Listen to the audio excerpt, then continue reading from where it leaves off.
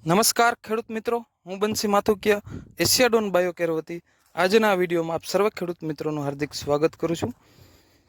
ખેડૂત મિત્રો, આજે આપણે ચર્ચા કરવાની છે ઘઉંમાં હાર્વેસ્ટર હાલી ગયા પછી ઘણા ખેડૂત મિત્રો એને સળગાવી દેતા હોય છે.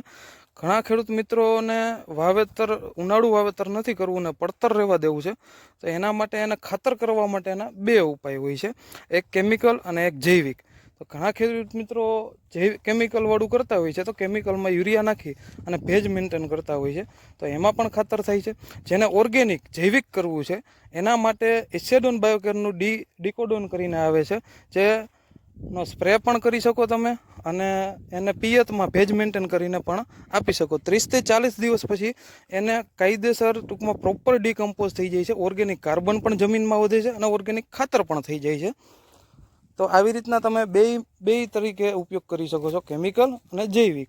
જૈવિકમાં એશિયાડોન બાયોકેરનું ડીકોડોન, જે સ્પ્રેમાંય આપી શકો અને પિયતમાંય આપી શકો ભેજ મેન્ટેન કરીને. ખૂબ ખૂબ આભાર ખેડૂત મિત્રો.